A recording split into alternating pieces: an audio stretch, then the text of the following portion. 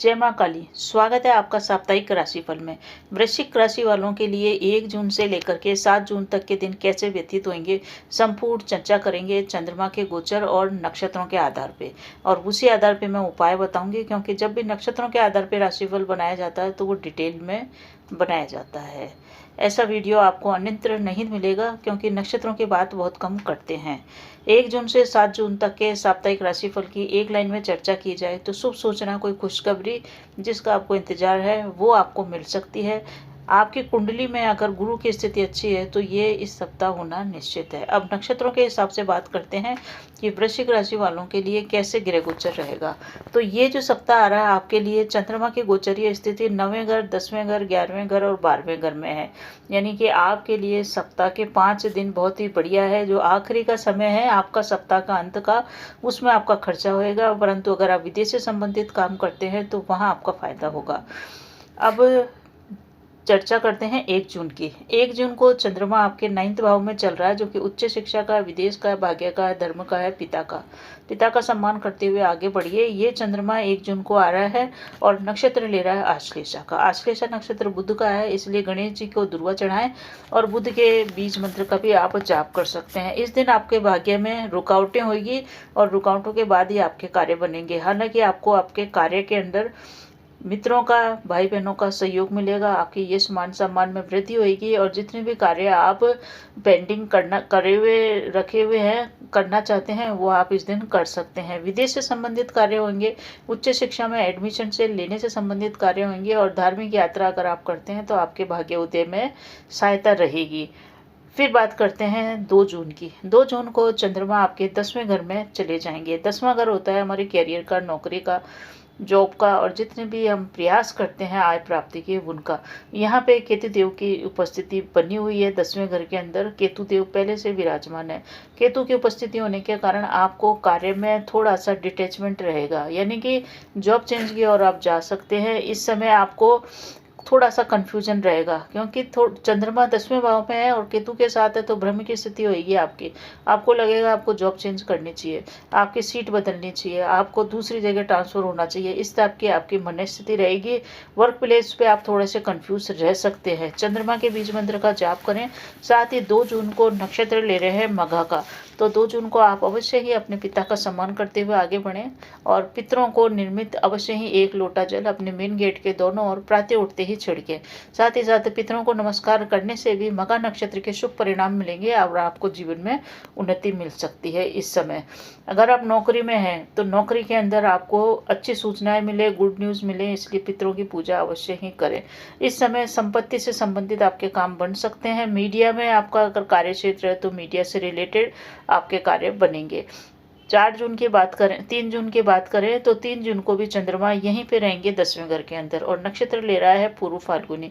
पूर्व फाल्गुनी शुक्र का नक्षत्र है, ये बहुत ही प्यारा नक्षत्र है, परंतु इस दिन आपको एक चीज़ ध्यान रखनी है, आपको अपनी साफ सफाई पे ध्यान रखना है, सच्चा पे ध्यान रखना है, घर भी साफ रखें, स्वयं को भी साफ रखें, सेंट लगा के रखें। शुक्र का पूर्व फाल्गुनी नक्षत्र सक्रिय होएगा। विपरीत सम्मान और प्रेम की प्राप्ति इस दिन हो सकती है, इसलिए विपरीत लिंग का सम्मान करें। जो लोग अविवाहित हैं उनके विवाह के बाद चल सकते हैं। संतान की इच्छा रखते हैं तो संतान की भी आपको इसमें प्राप्ति या संतान सुख की प्राप्ति आपको हो सकती है। अविवाहितों का विवाह का रिश्ता आ सकता है, परंतु जो लोग पहले से ही विवाहित है उनके जीवन में थोड़ी बहुत मीठी तकरार बोले या छोटे मोटे वाद विवाद या छुटपुट चलते रहेंगे, जो कि हैंडल आप कर लेंगे, कोई दिक्कत इस समय नहीं आएगी। ये जो नक्षत्र ले रहा है पूर्व फाल्गुनी, ये शुक्र का नक्षत्र है और शुक्र आपके कुंडली के अंदर आपके 7वें घर के मालिक हैं। तो कुंडली के 7वें घर के मालिक होने के साथ साथ शुक्र की अभी स्थिति आपके 6ठे घर में चल रही है, वो सीधे 12वें घर को देख रहा है, इसलिए विपरीत से आपको प्रेम की प्राप्ति हो सकती है।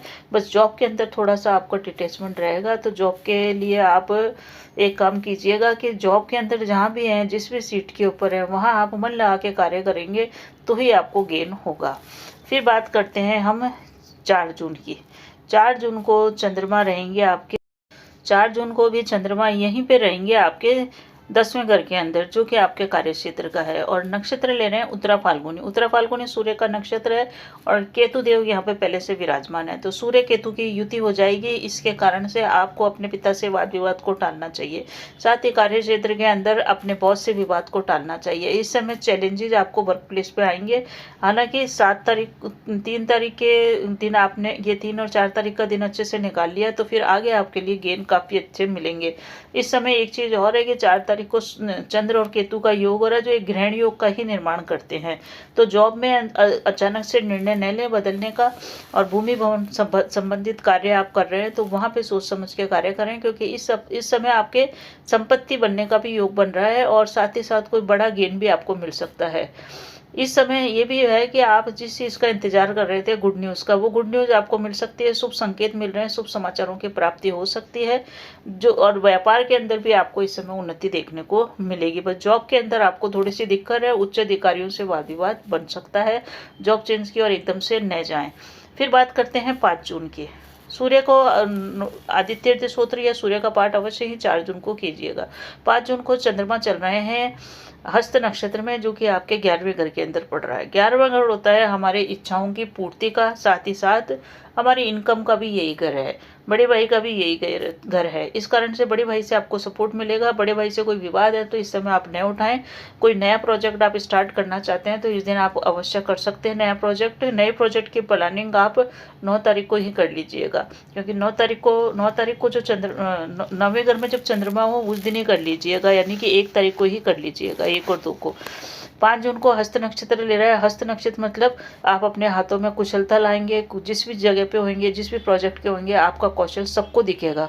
कोई नया प्रोजेक्ट स्टार्ट करना चाहते हैं तो बहुत ही बढ़िया दिन है, आप स्टार्ट कर सकते हैं 5 जून को। चंद्रमा आपके 11वें भाव में रहेगा। इस दिन आप अवश्य ही, अगर आपके आसपास में कोई भैंस रहती है तो भैंस को कुछ न कुछ अवश्य ही खिलाए। ये हस्त नक्षत्र का उपाय है, इस चीज़ को आप समझें।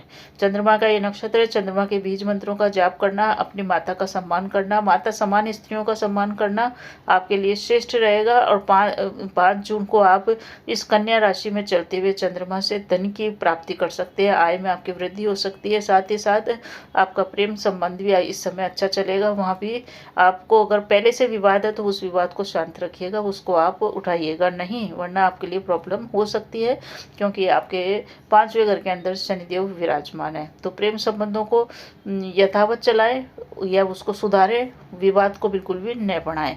अब हम बात करते हैं 6 जून की। 6 जून को चंद्रमा चल रहे हैं 11वें भाव में ही चंद्रमा चलते रहेंगे और नक्षत्र ले रहे हैं मंगल का चित्रा। चित्रा नक्षत्र मंगल का है। इसका उपाय हनुमान जी की पूजा ही है। इस दिन भी आपके आय प्राप्ति के अवसर अच्छे रहेंगे, परंतु एक चीज़ का ध्यान रखें 6 जून को कि 6 जून को 10:15 तक आप कोई भी कार्य नया स्टार्ट न करें, कोई नया प्रोजेक्ट स्टार्ट न करें, कोई नई डील न करें, क्योंकि व्यतिपात नामक विध्वंसक योग रहेगा 10:13 तक। तो 10:15 तक का समय सुबह टालें, उसके बाद ही कोई महत्वपूर्ण कार्य आप करें। इस समय बरगद की पूजा करना आपके लिए श्रेष्ठ रहेगा। साथ ही साथ मोबाइल के अंदर फीमेल टाइगर का दर्शन आप अवश्य ही करें, आपके कार्यों की सिद्धि होगी। इस दिन मंगल का जब नक्षत्र होता है तो व्यक्ति बिना सोचे समझे बोल देता है, तो बिना सोचे समझे बोलने से बचने के कारण ही आप एक ये जो फीमेल टाइगर का चित्र है इसको अवश्य ही आप देखें। साथ ही साथ हनुमान चालीसा का जाप प्रातः उठते ही कर लें।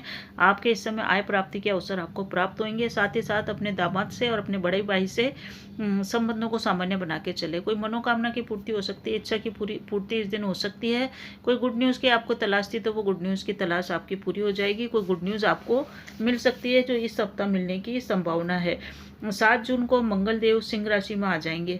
इसके कारण से आपके पेट और गर्दन और गुदा में थोड़ी सी प्रॉब्लम हो सकती है। हरी चीज़ों का आप दान करके चलिएगा या और दान करें, और साथ ही साथ हरी चीज़ों को आप गणेश जी को दूर्वा चढ़ा के भी चलें। बुध देव मिथुन राशि में चल रहे हैं और 3 तारीख को धूमावती जयंती है, तो नमकीन का दान आप 3 तारीख को अवश्य ही करें। ये मैं बताना भूल गई थी। तो एक चीज़ है, तो ये आपको ये जो वाणी पे संयम रखने की जो बात बोल रही हूँ ना, ये 6 तारीख के लिए है, इसीलिए आप अवश्य ही हनुमान चालीसा का जाप करें। वाणी में आपके थोड़ी सी मधुरता भी आएगी और आपके ठहराव भी आएगा। पिता का आपको इस समय सपोर्ट मिलेगा। पिता का, और जो लोग पिता से संबंधित काम कारोबार में लगे उनको भी गेन इस समय हो जाएगा। कोई राहत भरी खबर आपको 6 तारीख के बाद मिलेगी। 6 तारीख से लेके 6 तारीख तक मिल जाएगी, मतलब क्योंकि 6 तारीख को बुधदेव आ ही रहे हैं मिथुन राशि में, तो 6 तारीख को सडन गेन आपको हो सकता है बुधदेव के राशि परिवर्तन करने के साथ ही। भाइयों से भी लाभ होएगा, ससुराल से भी लाभ होएगा। भाग्योदय के संकेत 6 तारीख को जबरदस्त तरीके से दिख रहे हैं। ये पूरा सप्ताह इसी कारण से आपके लिए बढ़िया है, क्योंकि चंद्रमा बहुत ही भाग्य भाव में चलेंगे, नौकरी के घर में चलेंगे और फिर गेन के घर में चलेंगे। इसलिए सप्ताह का मध्य में ही थोड़ा सा ध्यान रखना है, जब चंद्रमा केतु की युति आपके 10वें घर के अंदर होगी, यानी कि 2-3 तारीख को आप थोड़ा सा संभल के चलिए। अगर आपका काम कारोबार विदेश से जुड़ा हुआ है तो आपको लाभ होएगा। जब ये चंद्रमा चले जाएंगे सप्ताह के अंत के अंदर 12वें घर के अंदर, उस समय भाग्योदय भी होएगा। विदेश से जुड़े हुए हैं तो वहाँ आपको लाभ होएगा। अब एक चीज़ है कि जब ये चंद्रमा आपके 12वें घर में जाएगा तो उस समय आप विदेशी इन्वेस्टमेंट कर रहे हैं तो थोड़ा सोच समझ के करिएगा। चंद्रमा जब भी 12वें घर में जाता है व्यक्ति का खर्चा करा देता है, तो 12वें घर के चंद्रमा में आप एक चीज़ का ध्यान रखें। नक्षत्र भी ये राहु का ले रहा है, स्वाति नक्षत्र जो कि राहु का है। इसी कारण से 7 जून को ही आपको सबसे ज़्यादा सावधानी के साथ व्यतीत करना है दिन, क्योंकि चंद्र राहु का नक्षत्र यानी कि एक तरह से ग्रहण योग का निर्माण आपके 12वें घर में हो रहा है, जो कि खर्चे का है, बीमारी का, विदेश का है। विदेशी इन्वेस्टमेंट ध्यान से कीजिए। विदेश यात्रा कर रहे हैं या विदेश में एक्सपोर्ट इम्पोर्ट या विदेशी व्यापार है, वहाँ पर आपको बहुत ही अधिक सावधानी के साथ चलना है। राहु का जो गोचर अभी आपके 4th घर में हो रहा है, जहाँ पे इसके राहु की का ही यहाँ पे जमावड़ा हो रहा है 4th घर में, माता के घर में। इसलिए माता के स्वास्थ्य में थोड़ी सी परेशानी इस दिन आपको देखनी पड़ सकती है। दुर्गा सप्तशती के मंत्रों का जाप करना आपके लिए बेहद बढ़िया रहेगा, क्योंकि राहु को कंट्रोल में करने के लिए दुर्गा सप्तशती के मंत्र ही सबसे ज़्यादा पावरफुल रहते हैं। तो ये था मेरी गणना नक्षत्रों के आधार पे राशिफल की। चंद्रमा के गोचर के आधार पे तो सभी बात करते हैं, नक्षत्रों पे बहुत कम लोग बात करते हैं। अगर आपको मेरा ये प्रयास अच्छा लगे तो कमेंट में हर हर महादेव, जय श्री राम अवश्य लिखिए और बने रहिए चैनल पे। धन्यवाद।